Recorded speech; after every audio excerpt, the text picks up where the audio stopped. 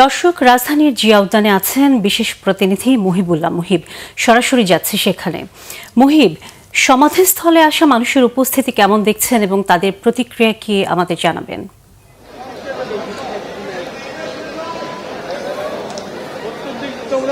সোনিয়া, মানুষ আসছে, দলে দলে মানুষ আসছে। শুধুমাত্র বিএনপি বা বিএনপির অঙ্গ সংগঠনের নেতাকর্মীরাই নয়, সর্বস্তরের মানুষের শ্রদ্ধা এবং ভালোবাসায় সিক্ত হচ্ছেন বেগম খালেদা জিয়া।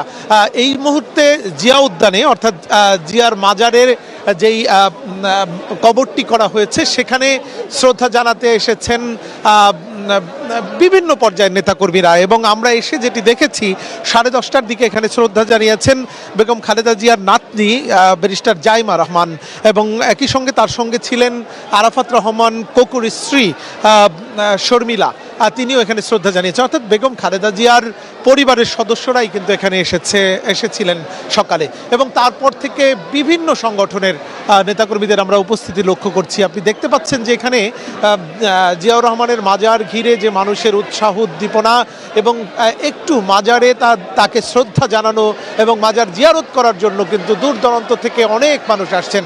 আমরা সেই বিজয় সরণি থেকে দেখেছি যে মানুষের ঢল, অর্থাৎ বেগম খালেদা জিয়া মারা যাওয়ার পরে তাকে এখানে চিরনিদ্রায় শায়িত করা হয়েছে, এবং তারপর থেকেই কিন্তু সর্বস্তরের জন্য গতকাল উন্মুক্ত করে দেওয়ার পরে কিন্তু মানুষের স্রোত আমরা লক্ষ্য করছি, এবং সেই স্রোত দিনভর কিন্তু চলতে থাকে এই জিয়া উদ্যানে এবং জিয়ার মাজারে।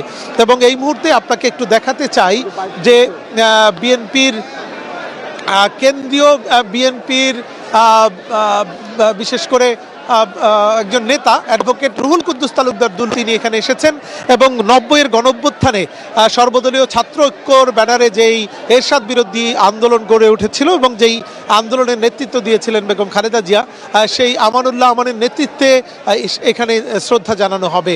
এবং লোকারণ্য হয়ে যাচ্ছে পুরো এলাকা। আমরা দেখছি যে আসলে সেই যে উদ্যানে ঢোকার যে ব্রিজটি রয়েছে লেকের উপর দিয়ে, সেই ব্রিজে যেন তিল ধারণের ঠাঁই নেই, এবং আইনশৃঙ্খলা বাহিনীকে হিমশিম খেতে হচ্ছে এই মানুষ যাতে সুশৃঙ্খলভাবে এই মাজারে প্রবেশ করতে পারেন।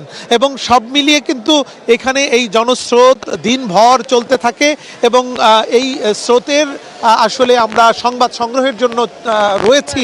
এবং আবারও আমি আপনাকে জানিয়ে দেবো সোনিয়া, এই ছিল আমার কাছে জিয়া উদ্যান থেকে সার্বিক পরিস্থিতির তথ্য। মুহিব, ধন্যবাদ আপনাকে। দর্শক, বেগম খালেদা জিয়ার সমাধিস্থল থেকে এতক্ষণ আমাদের সাথে ছিলেন বিশেষ প্রতিনিধি মুহিবুল্লাহ মুহিব।